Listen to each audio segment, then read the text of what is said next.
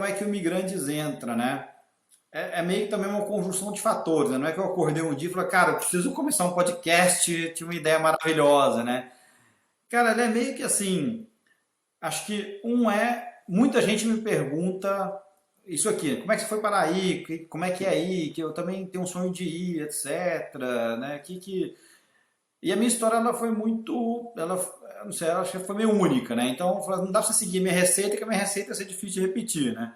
Mas, cara, conheço muita gente que veio pra cá empreendendo, etc. Então pode ser uma alternativa. Então, esse é um bugzinho que ficou. Acho que um outro bugzinho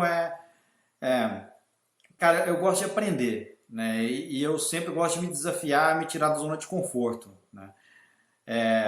E aí, isso pra mim foi um bom casamento, né? Porque assim, pô, eu sou um cara introvertido, né? Então assim, tá aqui na frente falando com as pessoas, entrevistando, etc., já me puxa um pouco, melhora a comunicação, né, etc.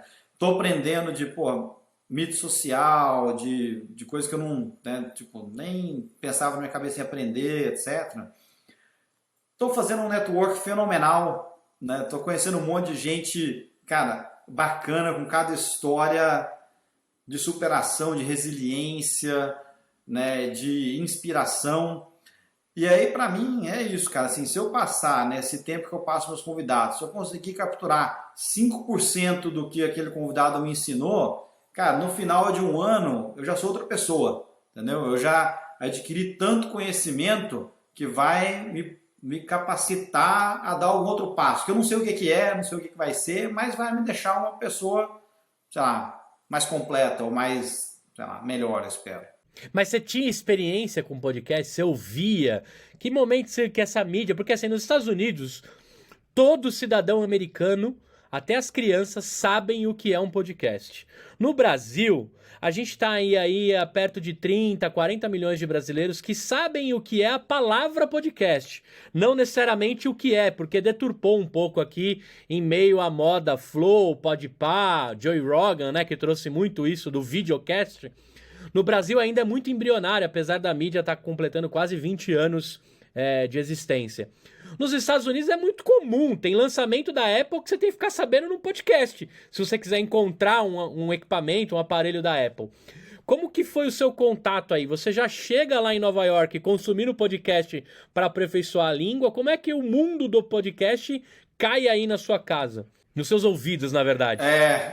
Não, eu acho que o podcast entrou de uma maneira meio diferente na minha vida. Assim, não foi logo quando eu cheguei. Talvez eu vou dizer que foi quando eu fui para Chicago, cara, um pouquinho antes de ir para Chicago. Eu comecei, uma época da minha vida, comecei a correr, né? Tava precisando melhorar um pouco a saúde, etc. Cara, comecei a correr e aí falei, cara, deixa eu juntar então um útil ao agradável, né? Eu vou correr e vou colocar um podcastzinho para eu ir aprendendo alguma coisa, né? Começou com aquilo, então eu saía para correr, colocava um podcast, meia hora, uma hora, dependendo do que eu fazia, e eu ouvia aquilo lá. E depois também, quando eu mudei para Chicago, cara, eu gastava 1 hora e meia para ir pro trabalho, cara, era um inferno.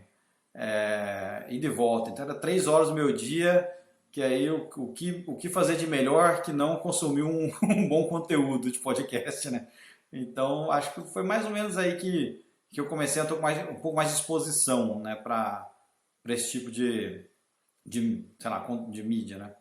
E como que é a abordagem do podcast nos Estados Unidos? Assim, hoje no Brasil a Globo mostra, né, a parceria com a B9, que inclusive é uma grande produtora e constrói podcasts. Praticamente todo artista tem o seu podcast, né? A Globo, a CBN há muito tempo já investe no canal, né? Mas ainda muito embrionário, como eu comentei. Nos Estados Unidos, como que é essa exposição do podcast além da mídia áudio, né? Como que tá? Tá no, além dos 9999, que são os comerciais aí para tudo que é lado nos Estados Unidos, tem gente falando de comercial em podcast? É relevante nos noticiários? Como que é isso?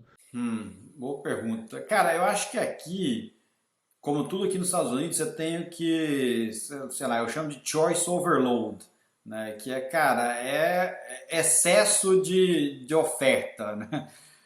Então, tudo tem um podcast, né? E além do que, assim, bem ou mal, se você quiser fazer um negócio, pô, você faz um negócio super bacana, eu estou tentando fazer um negócio decente também, né? Mas assim, a barreira de entrada ela é relativamente baixa, né? Para quem quiser, né? Você grava um áudio, pô, sobe na plataforma e meio que ok. Então acaba tendo muita coisa. Então para você meio que diferenciar um pouco do que você quer ver e tal, você tem que ter muita clareza, né? Do que você gosta e achar quem tá naquele nicho.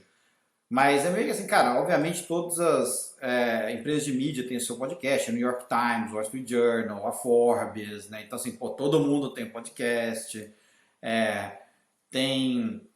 Cara, tem muito autor de livro que aí faz o podcast também, porque aí vira uma plataforma para juntar as duas coisas, né? Que aí o cara aproveita né, e Depois vira livro de novo. vira livro de novo, e vende o curso, né? E vende a palestra, etc.